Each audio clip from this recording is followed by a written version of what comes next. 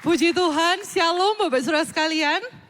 Shalom, saya percaya bahwa semua kita hari ini kita mau sama-sama percaya bahwa mujizat masih terjadi saat ini juga. Amin. Saya percaya Bapak Saudara, walaupun hari ini tepat di tanggal 28 ya, tapi saya percaya bulan semakin hari semakin cepat gitu ya. Semakin hari semakin sepertinya waktu itu begitu cepat. Bentar lagi, 4 hari lagi kita udah ganti bulan. Tapi kemudian saya percaya Bapak Saudara, di hari-hari yang singkat, waktu yang begitu cepat, waktu yang harinya tinggal dikit lagi udah ganti bulan. Tapi saya percaya buat Tuhan, gak ada hari yang terlalu sedikit buat Tuhan untuk bisa melakukan perkara yang ajaib. Yang percaya katakan amin. Amin, tepuk tangan buat Tuhan kita yang luar biasa. Dan hari ini Bapak Saudara sekalian, sebelum saya sharing kebenaran firman Tuhan, saya ingin mengucapkan terima kasih buat kesempatan yang diberikan buat Pastor Hana, buat Pastor Yusak, dan juga seluruh tim penggembalaan di tempat ini. Saya, Bapak Saudara, nama saya adalah Tirsa Agustina. Saya dipanggil Tirsa dan saya adalah keluarga YHS Malang, Bapak Saudara ya. Jadi kalau mungkin ada yang pernah melihat saya duduk bersama dengan saudara juga. Dan saya lulusan dari School of Theology di Singapura. Dan saat ini saya sedang melanjutkan tesis saya, menyelesaikan tesis saya, Bapak Saudara. Dan saya, apalagi Bapak Saudara, saya adalah orang Malang, ya asli orang Malang. Dan setiap kali saya melayani Tuhan, saya selalu berkata demikian. Walaupun saya orang Malang, tapi kehidupan saya nggak Malang, Bapak Saudara ya. Tapi kehidupan saya kehidupan yang beruntung. Karena saya punya Tuhan Yesus. Siapa yang percaya katakan amin. Kita hidupnya beruntung. Coba toleh kanan kirinya. Hidup kamu beruntung. Karena kita punya Tuhan Yesus yang luar biasa, Bapak Saudara ya. Dan hari ini Bapak Saudara, saya akan beri judul ya, sebuah kebenaran firman Tuhan. Saya akan beri judul yaitu Stand Firm in Jesus. Stand Firm in Jesus. Bapak Saudara sekalian, saya percaya bahwa akhir-akhir ini banyak di antara orang percaya, saya itu mendengar bahwa orang-orang percaya ini merasa bahwa dirinya itu tidak dikasihi oleh Tuhan. Tapi saya percaya Bapak Saudara bahwa semua kita adalah orang-orang yang sangat dikasihi oleh Tuhan. Saya berkata Bapak Saudara, orang itu kadang kalau misalnya ngelihat sebuah kesaksian, kita dengar sebuah bagaimana orang lain ditolong oleh Tuhan. Dan ketika kita melihat situasi kita, kadang kita berpikir, benar tah Tuhan itu mengasihi saya. Kadang kita berpikir bahwa Bapa kita itu lebih mengasihi orang lain dibandingkan saya.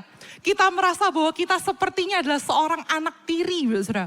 Tapi saya percaya hari ini, Bapak Saudara, semua kita dikasihi oleh Tuhan. Amin. Bukan cuma untuk tetangga kita, Bapak Saudara, tapi kita pun bisa mengalami mujizat Tuhan. Dan saya percaya, Bapak Saudara, banyak orang yang berkata bahwa, oh, aku itu percaya kemampuan Tuhan. Tapi Saudara, di waktu yang sama kita itu bisa ragu sama kemauannya Tuhan. Sekali lagi ya, seringkali kita sebagai orang percaya, kita itu percaya tentang kemampuannya Tuhan. Oh ya, Tuhan saya hebat, Tuhan saya bisa buat mujizat, Tuhan bisa melakukan perkara yang ajaib, bisa menyembuhkan, Tuhan saya itu mampu. Tapi kemudian ketika kita mengalami proses dalam kehidupan, kita itu bisa di waktu yang sama, kita itu bisa meragukan yang namanya apa? Kemauannya Tuhan. Terutama ketika kita melihat orang lain ditolong. Kita tahu sih Tuhan itu bisa melakukan perkara yang ajaib.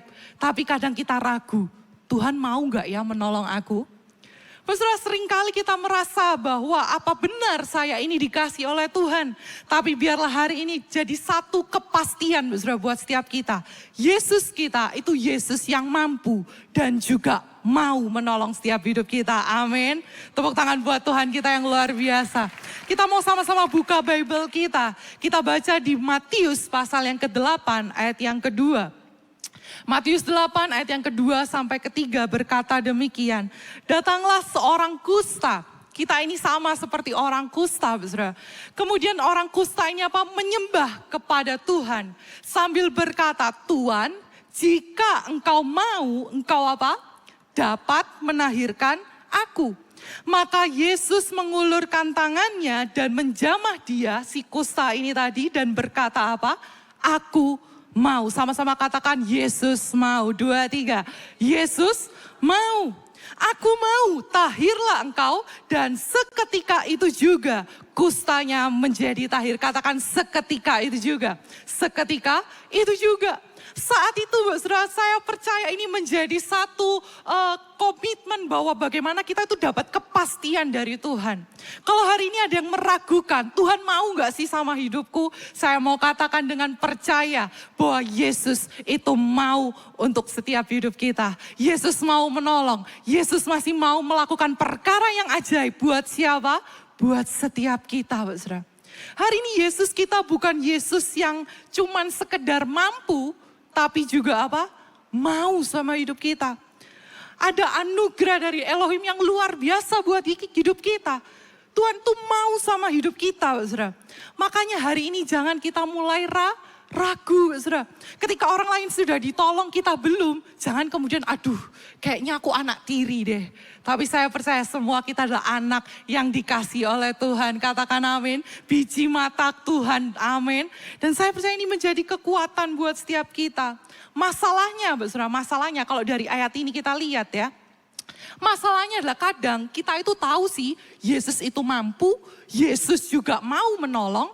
Tapi yang menjadi masalah adalah di kalimat yang terakhir. Dan seketika itu juga kustanya apa? Menjadi sembuh. Kadangkala saudara kalau misalnya kita berdoa dan seketika itu juga kita terima. Gampang gak kita buat menyembah Tuhan? Wah, haleluya, puji Tuhan, betul? Tapi saudara bagaimana kalau seandainya saudara ternyata seketika itu juga itu tidak buat setiap kita. Saudara seringkali gitu ya kita sebagai orang-orang percaya kita tahu bahwa Yesus itu luar biasa. Yesus itu sanggup untuk menolong hidup kita. Tapi kadang kalau kita lihat gunung masalah kita, Tuhan kok belum selesai ya Tuhan. Tuhan kok masih banyak masalah Tuhan. Kita itu sebagai orang percaya kadang juga pinginnya buru-buru, betul ya? Kita apalagi orang Indonesia gitu ya. Wah kalau bisa sat, wah antri diterobos saudara ya. Kita kepingnya serba cepat. Wah kalau bisa nemu jalan tikus gitu ya. Wah ya istilahnya jalan tikus saudara. Wah kayaknya bangganya minta ampun gitu ya. Wah aku tahu tuh jalan paling cepat ya kan. Kita paling suka kalau misalnya kita bisa terima sesuatu tuh dengan cepat. Dengan shortcut. Dengan situasi yang bypass saudara. Makanya kalau kita doa, kita kepingin dijawabnya cepat apa lama? Ada di sini yang kepingin jawabnya lama? Gak ada saudara ya, semua pengen cepat.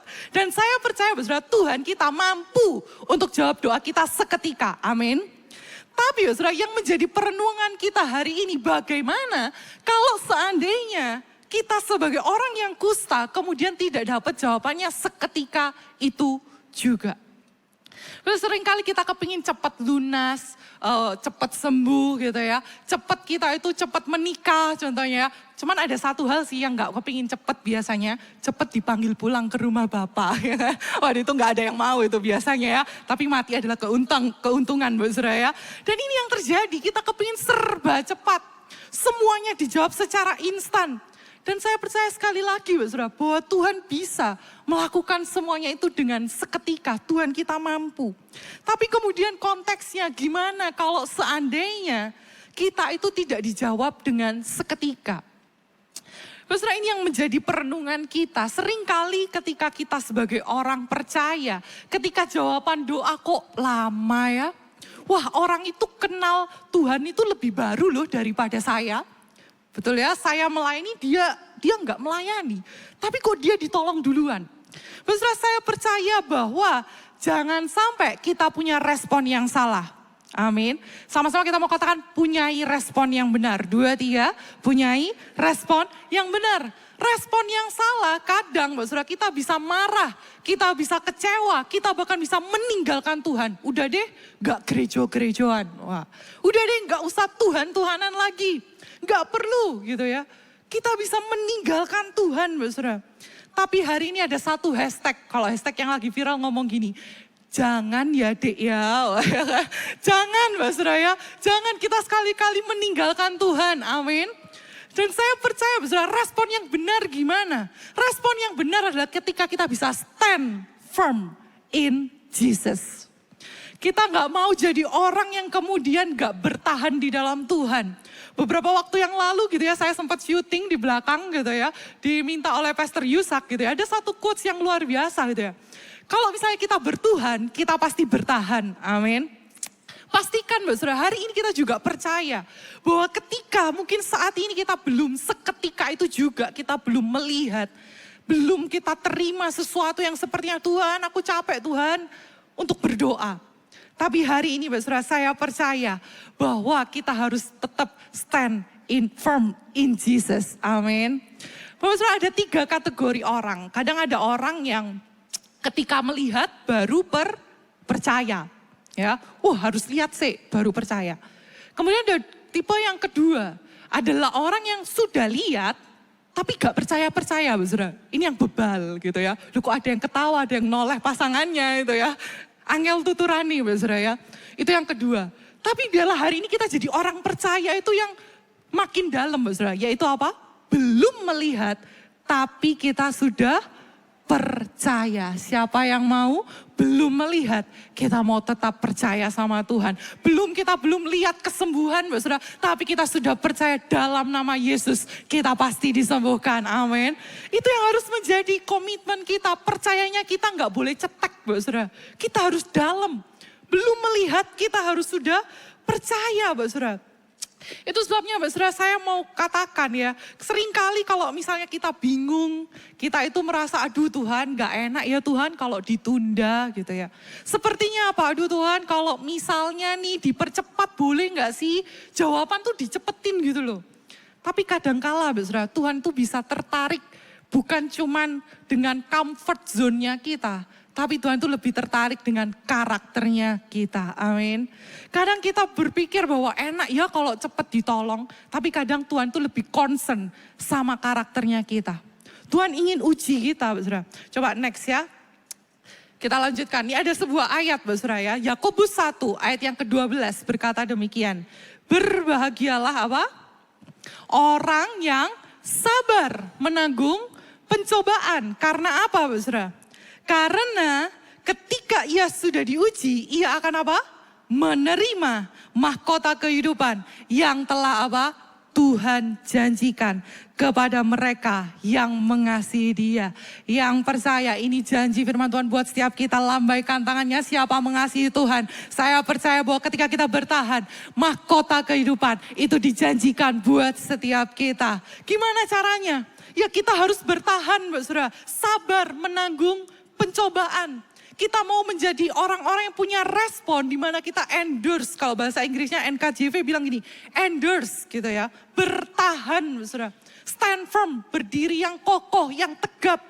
Bareng sama siapa? Sama Yesus, Saudara. Dan saya percaya bahwa kadang penundaan itu bukan berarti akhir, Saudara. Kalau sementara kita merasa kok sepertinya menunggu. Tapi saya percaya Tuhan belum selesai sama hidup kita. Amin.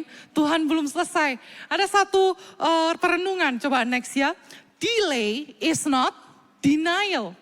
Bahkan delay is not apa? Cancel, Bapak Saudara. Yang artinya apa? Penundaan bukan berarti penolakan.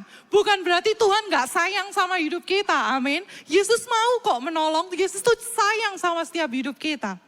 Bahkan penundaan bukan berarti pembatalan daripada janji Tuhan. Ketika kita sudah tahu janji Tuhan, Saudara, saya percaya gak ada satu janji Tuhan pun yang batal atas hidup kita. Kalau sepertinya kok ditunda, bukan berarti itu batal. Saudara, yang percaya katakan amin. Saudara, ada satu perenungan kisah di Alkitab. Saya akan tutup dengan kisah ini. Markus 5. Kisah inilah kisah di mana seorang yang luar biasa bernama Yairus. Saudara. Mungkin kita sudah banyak kita dengar berkali-kali kisahnya. Tapi saya percaya bahwa ketika kita baca lagi, kita pasti dapetin sesuatu yang baru. Amin. Hari ini kita baca, Saudara. Yairus kalau kita tahu kisahnya, Yairus tuh datang sama Yesus. Dia ngomong sama Yesus, Yesus datang tolong ke rumahku. Kenapa? Karena anakku hampir mati. Mungkin ada di antara kita kondisinya juga hampir mati, saudara. Entah itu situasi kita, keuangan kita, sukacita kita, pengharapan kita mungkin hampir mati. Dan hari itu Yairus datang sama Yesus, dia ngomong, Yesus, anakku ini hampir mati Yesus, tolong datang. Dan saat itu Yesus ngapain? Yesus berjalan bersama dengan Yairus. Untuk apa? Pergi kemana, saudara? Ke rumah Yairus. Singkat cerita, saudara, di ayat yang ke-35. Dikatakan demikian, ketika Yesus masih berbicara, datanglah apa? Orang-orang dari pemimpin sinagoga, orang-orang dari Yairus ya, berkata, anakmu sudah apa? Sudah mati. Mengapa kau masih menyusahkan guru? Saudara, saya percaya bahwa kadang orang di sekitar kita bisa ngomong gini, ngapain sih kamu nyusahin guru? Udah deh, diem aja gitu ya.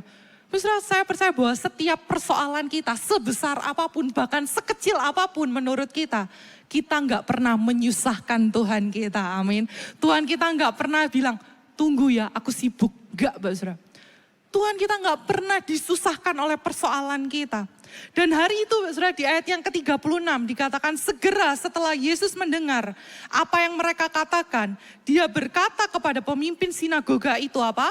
Janganlah takut, percaya saja. Dia masuk dan berkata kepada mereka, mengapa kau gaduh dan menangis? Ini waktu udah sampai di rumah ya. Ngapain kalian semua gaduh dan menangis? Anak kecil ini tidak mati, melainkan sedang apa? Sedang tidur. Bahkan apa yang terjadi? Mereka, saudara, menertawakan Yesus. Dikatakan di ayat yang ke-41, kita lompat ya. Sambil memegang tangan anak itu, Yesus berkata, talita kum, artinya apa? Hai anak, bangkitlah. Saudara, hari ini saya nggak lagi bahas, kalau biasanya kan dibahas, wah luar biasa ya mujizatnya Tuhan, talita kum bangkit. Anak yang tadinya mati dibangkitkan. Tapi hari ini saudara, kita mau coba lihat point of view yang berbeda. Kita mau sama-sama coba telaah satu-satu. Sebenarnya kejadiannya itu seperti apa. Saudara, kalau Bapak Saudara perhatikan tadi kita coba balik ya di ayat yang ke-35. Dikatakan demikian, ketika Yesus masih berbicara. Pertanyaannya Bapak Saudara, bicara sama siapa? Ada yang tahu? Berbicara sama siapa, saudara? Saudara, kalau Bapak Saudara baca ya di Bible kita, ternyata dalam satu perikop itu dicatat 2 kisah. Jadi ketika di awal, saudara, di awal Yairus tuh datang sama Yesus, dia mohon Yesus, ayo Yesus ke rumah karena anakku hampir mati. Ternyata, saudara, di tengah perjalanan ketika dia bareng Yesus nih, di tengah perjalanan ada seorang perempuan yang menjamah jubah Yesus. Perempuan ini pendarahan 12 tahun lamanya. Dan saat itu terjadi, Yesus tuh bahkan noleh. Yesus tuh bahkan apa? Tanya ke semua orang gitu ya. Siapa yang menjamah jubahku? Betul ya?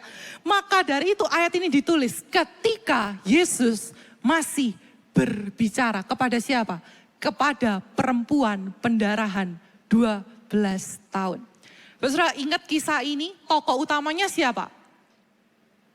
Yairus, saudara, betul ya? Seolah-olah tokoh utamanya siapa? Saya gitu ya. Tapi kemudian ketika di tengah jalan kita ikut Tuhan, kemudian di tengah jalan ada sepertinya apa? Penundaan, bahkan sepertinya distraction, saudara. Waduh Tuhan, aku duluan loh yang ikut Tuhan, tapi yang ditolong, yang disembuhin duluan siapa? Perempuan pendarahan 12 tahun. Bahkan ketika itu kita bisa bayangkan Yairus ketika di tengah jalan. Dia bahkan ada pegawainya datang. Udah deh anakmu udah mati, ngapain kamu nyusahin guru. Bisa bayangkan bagaimana perasaan daripada seorang Yairus. Yang lagi minta tolong sama Yesus, anaknya hampir mati. Tapi kemudian ada distraction di tengah jalan. Dan perempuan pendarahan ini loh yang disembuhin duluan. Satu perenungan yang kita harus renungkan sama-sama. Sebuah pertanyaan yang saya coba renungkan adalah gini. Pertanyaannya, di manakah Yairus ketika Yesus masih berbicara dengan perempuan pendarahan di tengah ini? Di mana, saudara? Bisa nggak buat Yairus untuk berkata kepada Yesus, Yesus, kan Yesus lagi sibuk nih. masih ngobrol ya. Kita nggak tahu Saudara berapa lama Yesus ngobrol ya. Kita nggak tahu berapa durasinya Saudara. Yang pasti ada distraction di tengah jalan. Tapi Saudara, saat itu di manakah Yairus? Dia nggak berkata, nggak ada satu ayat pun Saudara di Bible kita yang berkata, lalu Yairus pergi duluan dan menjumpai anaknya. Dan kemudian Yesus nyusul. Ada? Gak ada Saudara. Bisa nggak buat Yairus untuk berkata, Yesus, aku tak pergi duluan ya, pulang duluan ke rumah karena anakku hampir mati Yesus. Jadi aku tak duluan, nanti Yesus cepetan ya. Tapi nyusul loh, ojo lupa loh Yesus, alamatnya di sini tuh Yesus, dicatat. Bisa nggak? Saya rasa Yesus bakal marah nggak? Oh kamu itu, apakah bakal marah? Saya rasa Yesus yang penuh dengan kasih, Saudara, nggak akan marah. Dia pasti bilang, oh ya wis gak apa-apa gitu kan. Karena anaknya hampir mati, Saudara. Tapi Saudara, kalau kita baca dengan teliti, ternyata Saudara, ayatnya nggak ada satu ayat pun yang berkata demikian.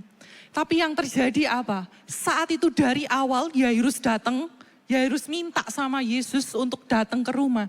Di tengah dia ada penundaan, disembuhin duluan siapa? Perempuan pendarahan 12 tahun. Yairus di mana? Tetap di samping Yesus. Saudara, saat itu Yairus nggak mau pergi duluan. Kenapa? Karena saya percaya, Saudara, Yairus hari itu mungkin tahu, walaupun dia pergi duluan, tapi kalau nggak bareng Yesus, itu percuma, Saudara. Hari ini, Saudara, kadang kita merasa, wah ada situasi yang hampir mati.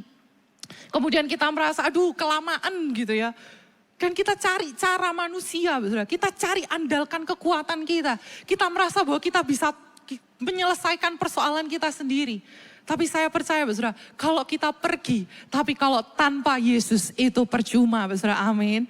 Itu sebabnya hari ini Saudara, di manakah setiap hidup kita?